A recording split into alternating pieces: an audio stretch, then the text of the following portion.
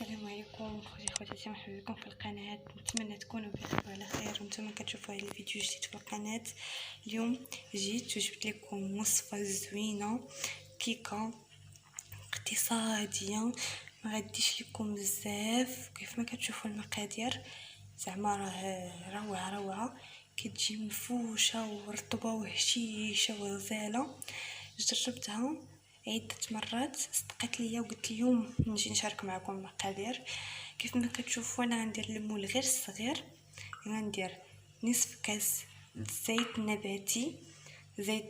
نباتي، كاس عنبه،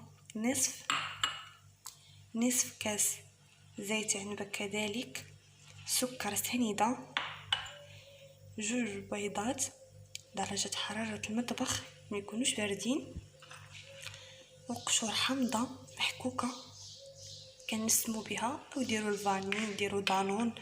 انا ما عنديش دانون والفاني حتى هو تسالى ليا. غادي ندير قشور حامضة، وغادي ندير خمارة ونصف، وغادي ندير الدقيق حسب الخليط. غادي ندهن المول بالزبده ونرشوه بالدقيق ونرجع معكم. ها هو المول، دهنته بالزبده ورشيته بالدقيق باش ما تلصقش لينا الكيكه، وكنحطوه على جنب. وغادي نمشيو نوجدوا نوريكم طريقه التحضير ديال هاد الكيكه البسيطه والرائعه. ما نكذبش عليكم، انا ما كنستغناش عليها، كتجيني هشيشه وزوينه وبزاف والله العظيم.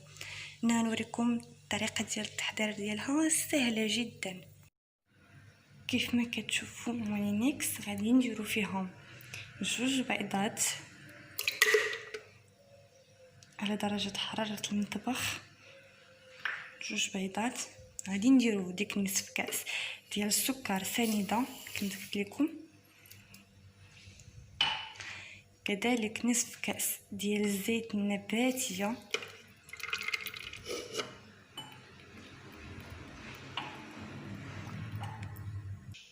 كذلك ما غاديش ننساو قبطه ديال الملح، نسيتها ما قلتهاش لكم في الاول، اعتذر، دابا عاد تفكرتها. المهم قبصه ديال الملح، 2 بيضات، نصف كاس الزيت، نصف كاس السنيده.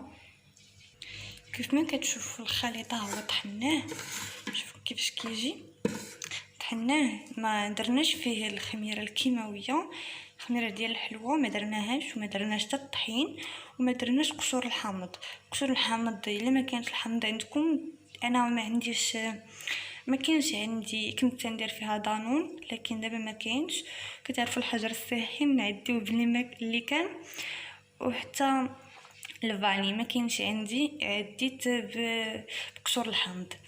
طحنا الزيت وسنيده والبيض والقبصه ديال الملح. دابا غادي نضيفوها، ها هو الخليط ديالنا. دابا غادي نضيفوا ليه الخميره الكيماويه، احسن حاجه نغربلوها تكون مغربله، وغادي نضيفوها مع الدقيق حسب الخليط غادي نوريكم. وغادي نضيفوها مع كذلك غادي نضيفوها مع قشور الحامض. هانتوما جبت الغربال حطيته، غادي ندير دابا عليه. شوفوا الخميره داكشي علاش قلت لكم انا غربلوها، تكونوا فيها كويرات. درت خميره ونصف، هذيك النصف ها هو الخميره كلها نغربلوه.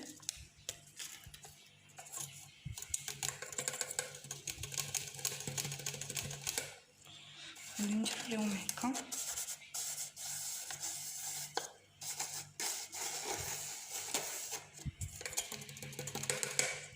هاهي الخميره الكيماويه غربلناهم. انا الطحين عندي مغربل، غادي نجيو نضيفو الطحينه، نضيف انا بالمعلق باش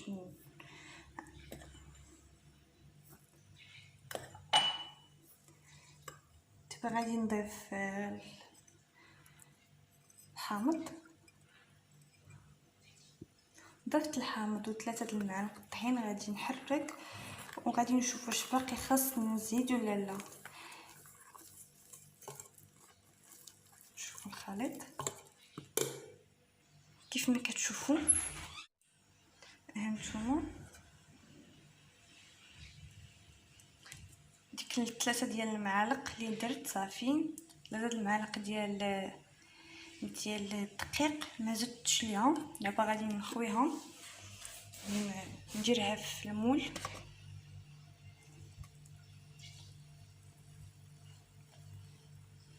عندي المول الصغير، داكشي علاش درت المقادير قليله. نتوما تقدروا تضاعفوا المقادير. نديرها في المول ونرجع معكم. ها هي درتها في المول. من بعد ما طابت خليت الفران يسخن. من بعد ما كسيت الكيكه نقصت شويه على الفران. تجي هشيشه والله العظيم زوينه بزاف، اقتصاديه، ما غاديش لكم الوقت وكذلك ما غاديش لكم حتى الميزانيه بزاف. والله العظيم زوينه بزاف. انا ما كنستغناش عليها بعدا في داري، ما كتخطانيش هاد الكيكه. الليمون صغير اقتصاديه تجي هشيشه.